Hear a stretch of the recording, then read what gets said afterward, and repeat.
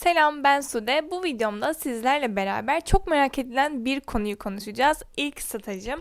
Bu konu hakkında bazı sorular almıştım işte TikTok'ta ve yanlış hatırlamıyorsam YouTube'da da bu sorulmuştu. Bu videomda sizlerle beraber staj sürecimi konuşmak istedim. Öncelikle şöyle bir şey söylemek istiyorum. Benim staja başlama sürem diğer öğrencilere göre biraz erken oldu. Bunun yegane bir sebebi var: pandemi. Üniversite birinci sınıftayken pandemi vurdu ve pandemiyle beraber, bu arada şuradan bir CV'mi açacağım. Yılları ve ayları yanlış söylemek istemiyorum. Üniversite birinci sınıfta pandemi yaşanınca herkes memleketine dönmek zorunda kaldı ve döndüğümde yani çok ağır demiyorum ama böyle hayatı sorguladığım herkes gibi mini böyle bir depresyon yaşadım.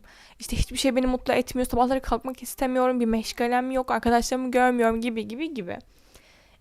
Ondan sonra pandemi zamanında artık böyle alışmaya başlamaya çalıştığım zamanlar kendi bilgisayarımı da aldım. Çünkü dersler online'dı. Ben Marmara Üniversitesi Yeni Medya Kulübü'nde başkanlık yapıyordum.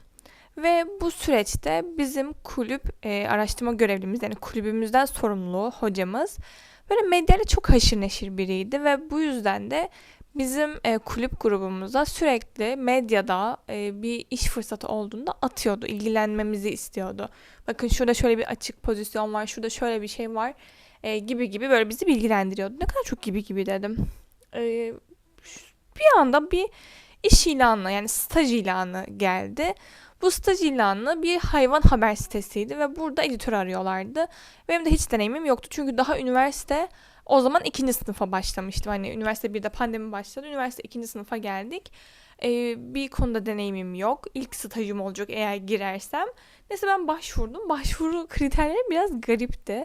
Mesela sizin hayvan sever olmanız önemli bir kıstastı. Hayvan sahibiyseniz, eğer sahiplendiğiniz bir can varsa bu sizin için bir artı demekti. Ben buradaki staj başvuru sürecimde her şey olumlu gitti. Bunu bu arada detaylı bir videomda konuşmak istiyorum. Böyle çünkü çok absürt şeyler yaşadım. Hava koşulları yüzünden. Onu şimdi burada detaylandırmak istemiyorum. Başka bir videomda kesin bunu da konuşuruz. Neyse ben bu stajı kabul edildim.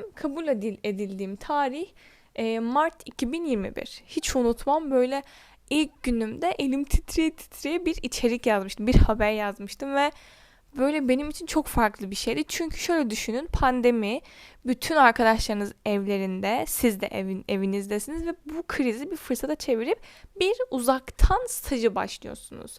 Sürekli işte Zoom'dasınız, WhatsApp'tan konuşuyorsunuz, size işi uzaktan öğretmeye çalışıyorlar, görüntülü kamera açıyorsunuz.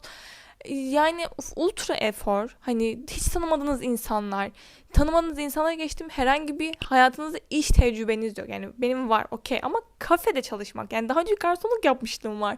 Hiçbir yerde haber yazmadım, hiçbir şekilde daha okulda, eğitimimde de haber yazma teknikleri görmedim.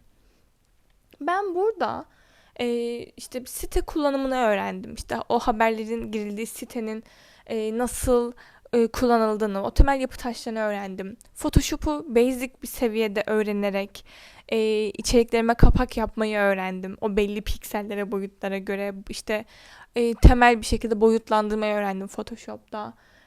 Özel içerik üretimini öğrendim. Mesela bu hayvan haber sitesinde, mesela şu an gündemde bir ünlü var ve biz onu oradan böyle çekip o ünlüyü, eğer hayvanlarla beraber çok haşır neşirse, hayvanlara karşı ilgisi varsa onlardan bir özel içerik üretiyorduk. Atıyorum işte camdaki kız da Burcu Biricik son zamanlarda popülerdi.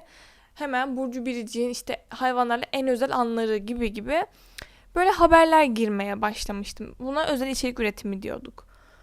Onun haricinde küçük çaplı röportaj yapma teknikleri öğrendim. Bunlar neydi? Yüz yüze olan şeyler değildi. Bir olay oluyordu. Özellikle hayvan işte öldürüldüğünde, bunlar çok içimi sıkan şeyler oluyordu. Bir olay olduğunda gidip hayvan dernekleriyle veya gönüllü derneklerle oradaki kişileri bulup onlarla telefonla görüşüp röportaj alıyordum. Ve bunu içerik haline getiriyordum. Onların fikirlerini, görüşlerini alıyordum.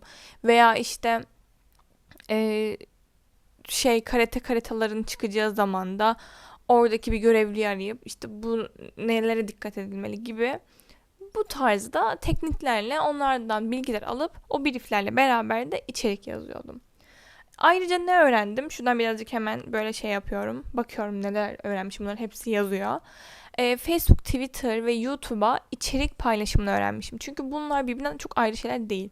İçeriği yazıyordunuz. İçeriği yazdıktan sonra bunun bir paylaşım süreci oluyor. Bunu sosyal medyada planlıyorsunuz. Benim o stajımda aslında çoğunu bize gösterdiler. Bir içeriğin sıfırdan var ederek onu insanlara, hedef kitleye ulaştırdığımız ana kadar eşlik ettim.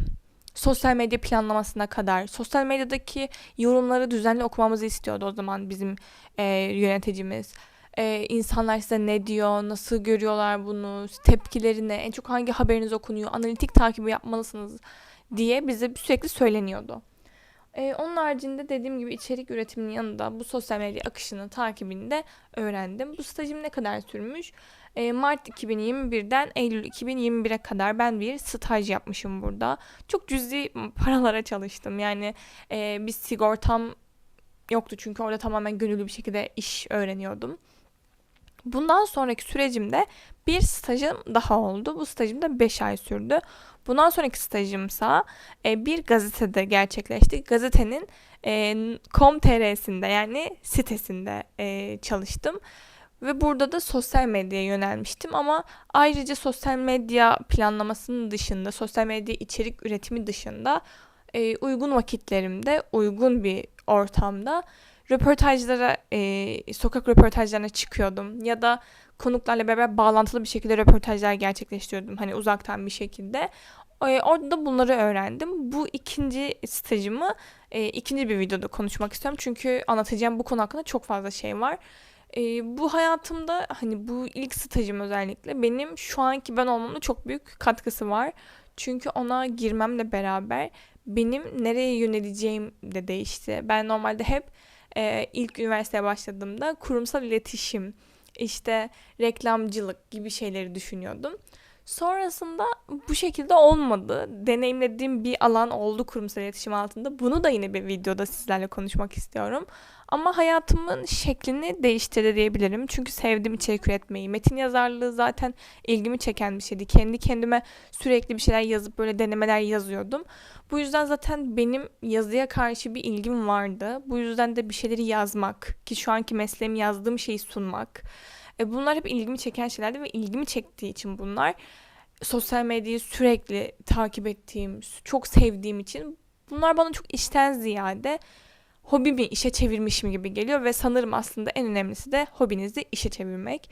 İlk staj anımı size bu şekilde anlattım. Benim stajım biraz diğer arkadaşlara göre garipti dediğim gibi. Pandemide denk geldi ve pandemimi bir fırsata çevirerek az da olsa bir staj yapıp kendime bir meşgale yarattım ve o kötü, o işte karantina zamanları, herkesin evleri kapandığı zamanda benim ev içerisinde uğraştığım bir meşgale vardı. O yüzden buna böyle çok minnet duyuyorum. Diyorum ki çok iyi bir şekilde bunu yapmışım. Üniversite 2. sınıfta yapmışım. Ama bu benim için kesinlikle çok iyi bir artı diyebiliyorum. Siz stajlarınızı ne zaman yaptınız? Eğer yaptıysanız veya şu an kaçıncı sınıftasınız? Staj yapmayı düşünüyor musunuz? Hangi alanda yapmak istiyorsunuz? Bunları benimle paylaşırsanız çok sevinirim. Ve bu konu hakkında sorularınız varsa sorularınızı da yazarsanız bu sorularınıza da cevaplar böyle vermeyi, bunları konuşmayı çok isterim. Kanalıma abone değilseniz abone olup beni desteklemeyi unutmazsanız ultra ultra ultra sevinirim. Bir sonraki videoda görüşmek üzere. Bir sonraki videonun konusu da ne olsun onu da buraya yazarsanız çok sevinirim.